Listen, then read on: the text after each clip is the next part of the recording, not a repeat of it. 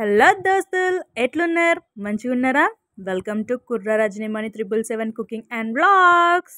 మన ఇంట్లో కూర లేనప్పుడు మనకు కూర నచ్చినప్పుడు 5 నిమిషాలలో అయ్యేది ఏంటంటే పులిహోర. అది చేసేసి అప్పుడు అది ఎట్లా చేసుకోవాలో అందరికీ తెలుసు, తెలియని వాళ్ళకి కొంచెం చూద్దాం మనం ఎలా చేసుకోవాలి. ఇప్పుడు చూసిన ఇంగ్రీడియంట్స్ అన్నీ తీసుకోవాలి. చూసుకున్న తర్వాత అన్నం వండుకోవాలి. అన్నం వండుకొని పక్కన పెట్టుకున్న తర్వాత పొయ్యి మీద కడాయి పెట్టుకొని, చిన్న కడాయి పెట్టుకొని ఆయిల్ మంచిగా నూనె వేగినాక జీలకర్ర, ఆవాలు, పప్పులు అంటే మన ఇష్టం అండి. శనగపప్పు, మేమైతే శనగపప్పు ఇంత పల్లీలు వేసుకున్నాము.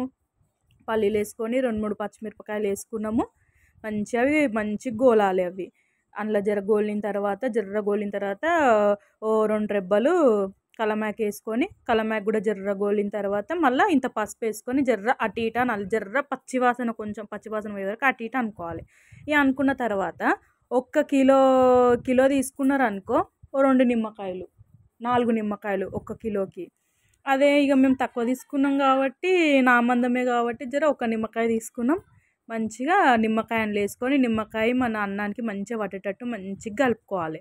కలుపుకున్న తర్వాత ఆలోపు అన్నం కలుపుకున్న లోపు ఇదంతా చల్లగా, గిట్ల ఎంతమంది చేసి ఉంటారో అందరు ఇట్లనే చేస్తారు కదా, కొంచెం వేసి అలా కలుపుడు. ఆ తర్వాత చల్లగా అయిన తర్వాత ఇది ఇందులో వేసుకోవాలి. వేసుకున్న తర్వాత మంచిగా కలుపుకోవాలి. అదంతా ఆ వేపుడు అంతా ఇందులో మంచిగా కలవాలి. అది మొత్తం మంచిగా కలుపుకునేదాకా మనము కలుపుకుంటూ ఉండాలి. కలుపుకున్నాక చూడుర్రిగా ఎంత మంచిగా కనబడుతుంది కదా, పసుపు మంచిగా పట్టిందిలే. ఇక టేస్ట్ అయితే మంచిగా ఉంటుంది. మీరు కూడా ఎవరైనా గిట్ల నా లెక్క తెలియని వాళ్ళు ఉంటే ట్రై చేయరు. గిట్ల ఎంతమంది కలమాకులు తీసి పక్కకు పెట్టడంలో పప్పులు ఏరుకొని తినడం ఎంతమంది చేస్తారో జర చెప్పుర్రి.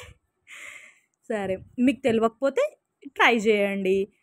మా ఛానల్ని సబ్స్క్రైబ్ చేసుకోండి, సపోర్ట్ చేయండి. Thank you.